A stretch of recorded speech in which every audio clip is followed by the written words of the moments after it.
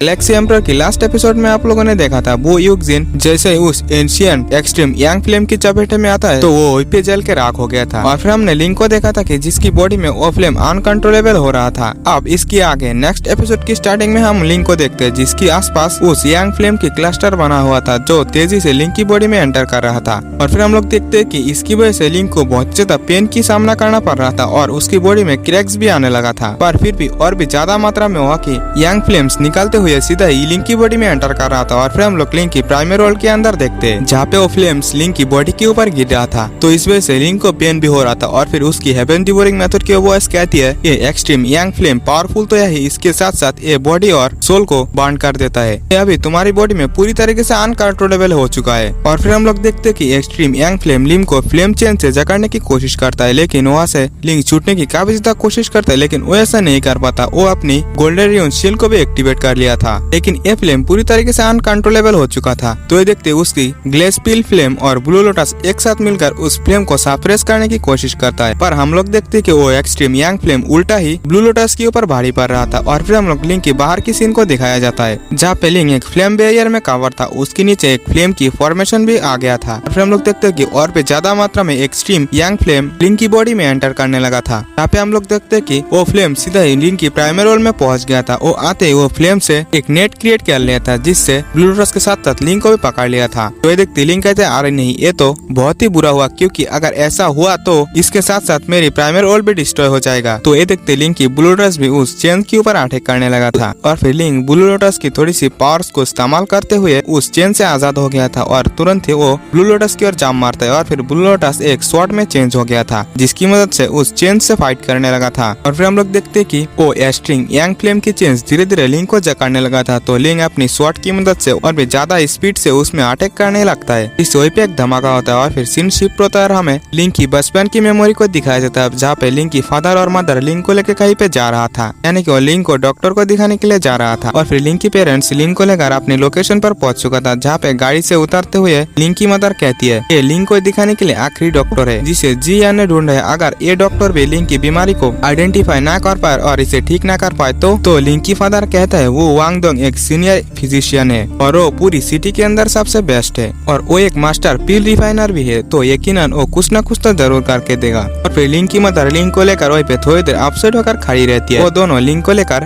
बू यांगडोंग की पैलेस के अंदर जाने लगी थी। अनिलो बू यांगडोंग की पैलेस के अंदर भी आ गया था जहाँ पे आते ही बू यांगडोंग को पहले तो वो दोनों ग्रीट करती है और फिर लिंक की फादर कहता है सीनियर हम आपसे मिलने के लिए यहाँ पर आए हैं। तो बू यांगडोंग कहता है मुझे पहले इसके बारे में इन्फॉर्म कर दिया गया है और हाँ मैं जब पास्ट में एक बार मारने ही वाला था तो तब दाओ क्लैन की वजह से मेरी जान बचा था और इस वजह से मैं दाओ लिंक के मामले में भी पूरी कोशिश करूंगा ताकि वो ठीक हो पाए। और फिर वो लिंक को अपनी पावर्स की मदद से पकड़ते हुए अपने पास ले आया था जहाँ पे वो पावर्स की मदद से जैसे लिंक की बॉडी को चेक करने लगता है तो हम लोग देखते हैं कि लिंक की बॉडी में एक एनर्जी चमक रहा था। तो जैसे ही बू वांगडोंग ये देखता है तो कहता है तो एंशिएंट ऑरा है। ये देखकर तो वो भी काफी ज्यादा शॉक हो गया था और फिर लिंक की मदर लिंक के लिए टेंशन करने लगी थी और वो बू यांगडोंग से पूछते लिंक की हालत अब कैसी है। तो बू यांगडोंग कहता है ये इतना भी आसान नहीं होने वाला, मुझे इसकी बॉडी को और भी अच्छे से चेक करने की जरूरत है, मैं इसे चेक करने के लिए ले जा रहा हूँ, आप लोग यहीं पे इंतजार करो। तो लिंक की मदर लिंक को ले जाते हुए देखकर उसके लिए चिंता करने लगी थी। तो उसकी फादर उसे रोकते हुए कहते तुम टेंशन मत लो, लिंक यकीनन ठीक हो जाएगा। और फिर हम लोग देखते कि बू वांगडोंग लिंक को लेकर एक हॉल के अंदर आ गया था जहाँ पे बू फैमिली की वही लेडी बू बोली वही पे था। और फिर वहाँ पे आते ही बू बोली कहती है दाओ क्लैन की एक बच्चा, हालांकि फ्यूचर में दाओ क्लैन ने आपकी जान बचाई थी लेकिन हम रिप्लेसमेंट के तौर पर उन्हें बस कुछ पिल्स ही दे सकते हैं, फिलहाल के लिए हमें इस बच्चे को आपके क्लैन की स्काई मिरर से इसे चेक करना चाहिए। तो बू वांगडोंग भी कहते हैं हाँ पहले इसे चेक करो।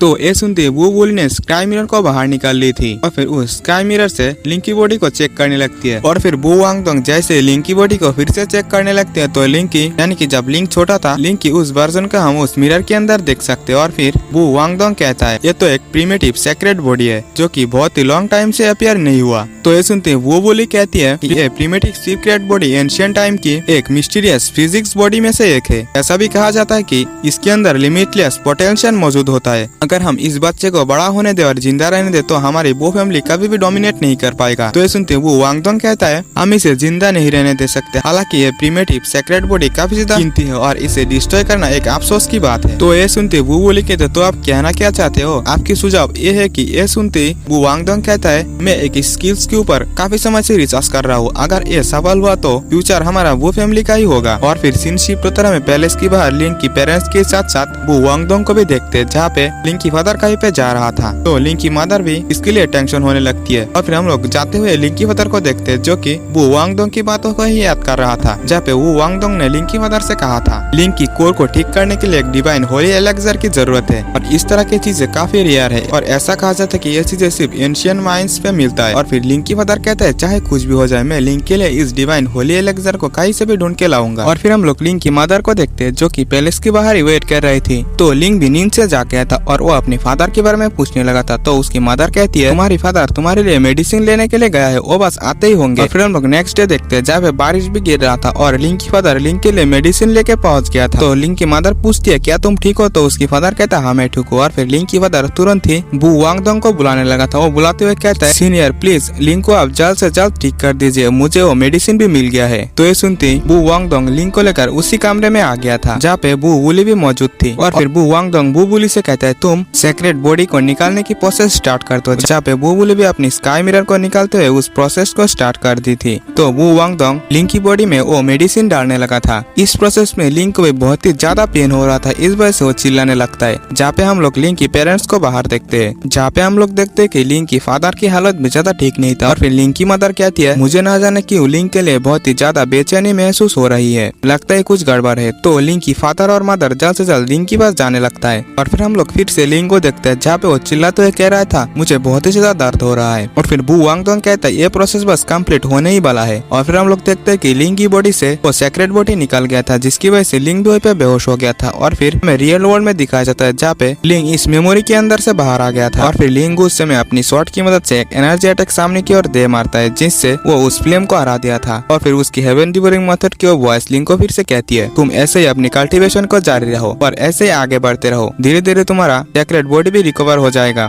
और फिर लिंक फिर से अपनी डिवाइन सोल के पास आ जाता है क्योंकि वो और एक एको पॉइंट को खोलना चाहता था। और फिर लिंक अपनी डिवाइन सोल के ऊपर एक पंच मारता है, जिससे दूसरा एको पॉइंट ओपन हो गया था और उसके अंदर से एक बेल ट्रेजर बाहर निकलता है। तो लिंक तुरंत ही उस बेल ट्रेजर के ऊपर एक पंच मारता है, लेकिन इससे उस बेल ट्रेजर को जरा से भी फर्क नहीं पड़ा था, उल्टा ही लिंक ही पीछे हो गया था। और फिर लिंक कहता है तो वो फैमिली ने मेरी मदर और फादर को धोखा दिया था और उन्होंने मेरी बॉडी से सेक्रेट बॉडी को भी निकाल लिया, चाहे कुछ भी हो जाए मैं वो फैमिली को नहीं छोड़ूंगा। और वो ये कहते ही उस बेल ट्रेजर के ऊपर अटैक करता है और इसी के साथ ये एपिसोड यहीं पे एंड हो जाता है। तो अगर आपने अभी तक हमारे चैनल को सब्सक्राइब नहीं किया तो प्लीज सब्सक्राइब कर लेना और वीडियो को भी एक लाइक कर देना और हाँ कमेंट जरूर से करना। मिलते हैं नेक्स्ट वीडियो में, बाय बाय।